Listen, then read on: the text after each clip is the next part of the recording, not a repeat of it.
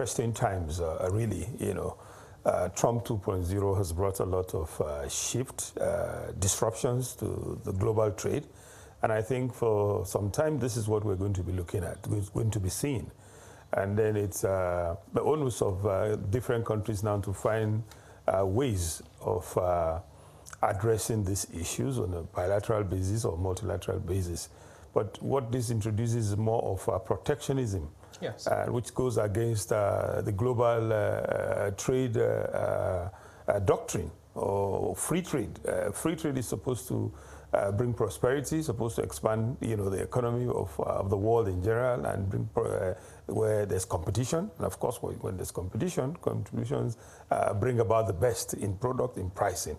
But with what is happening now, if you analyze it properly, in some cases, yes, there might be a case where you can make for increment in tariffs.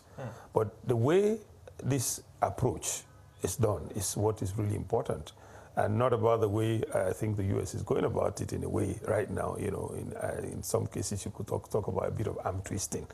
But if you look at it, and I want to refer to some specific cases, an interesting one which I read about recently, about tariffs between India and America, yes, where you have a situation where drinks going into India attracts from U.S. attracts a tariff of about 250%.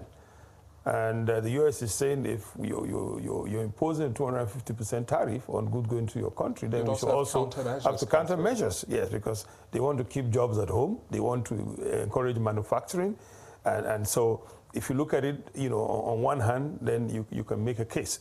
But generally speaking, like I said, if you look at the case of Canada, you look at the case of China, how is it going to impact on even consumers in those countries? It's going to be a lot of changes, a lot of impact on manufacturing, production, and consumers. Ultimately, everything goes to the consumers. Prices of cars are going to increase because of increase of tariffs in aluminum, in steel, which are major raw material used to produce vehicles. So you can see those changes already. Now, for the consuming country, for the U.S. itself, counter tariffs from other countries also it's going to affect them widely. Now, holding down to Africa, look, in case in point for Nigeria, our trade deficit with the U.S. right now, it's decreasing. So that's good news for us on one hand, because from about $1.6 billion in our favor, right now it has come down to about $1.4 billion. So if the U.S. is to look at it and say, okay, talking about balance of trade, what do we need to do for us to balance, or maybe it's tilted unfavorably so much to the U.S. Nigeria does not, have that kind of situation.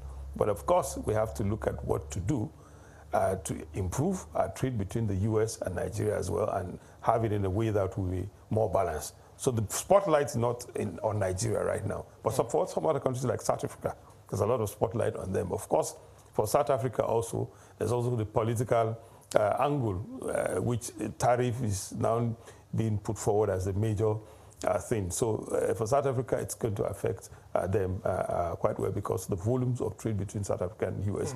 is more. And so what you're seeing also that the ambassador has recently been told to leave the U.S. and it's adduced to their policy of land, where land is appropriated and given to South Africans. Even though South Africans have said themselves that no, it's not like that. It's open. It's supposed to provide a level playing ground and competitive playing ground for people who own land. So, but there and large, that is going on. Egypt also is another case that they will be looking at, because they have more trade volumes. There's a lot of grants given to Egypt to help their economy. So that focus, as it changes, that might come to play, even though the Middle East issue, balancing of the political interest in the Middle East, will help to douse the issue of while Egypt. We are still redirecting and beaming the spotlight on Nigeria at this moment now, it's also important to take cues from the global realignment at this moment and ensuring that relations are mutually beneficial. We've definitely had a whole lot of conversations around this, and one of the highlights we've had so far under this administration is the president's foreign trips, also leading to about $50.8 billion in terms of investment pool we've had so far. But how is the Nigerian-American Chamber of Commerce also fostering engagement within these lines of having a bigger pool, a concentration here and activities on this side, in this part of the world? Because at the end of the day, when we're looking at the future of, take for example, AGOA, how is the US looking at Nigerian prospects? How is Nigeria pitching its tent to other global partners? At this moment, we have to be tactical. Absolutely. But what is some of the feedback we've gotten from the NACC, and how is this also shaping the sort of recommendations the government should also take forward? Right. Interesting. For us at the NACC, we've started different engagements with the private sector, especially, and also with some of the states in the U.S. Only recently, we're in the state of Dallas to discuss about setting up direct flights between Nigeria and Dallas. Yes. And also, we're also engaged with the state of Michigan. Michigan has a lot of Afro-Caribbean population, and then we see a nexus between Michigan and Nigeria or Africa in pushing goods to those places because of the huge number that they have. Now, however, looking at it to have a balanced trade, which will seek to promote a win-win situation, we are looking at some specific products that we can send in over there.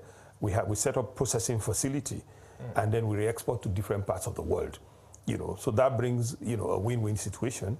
That was Sherry Balogun, National President of the Nigeria-American Chamber of Commerce.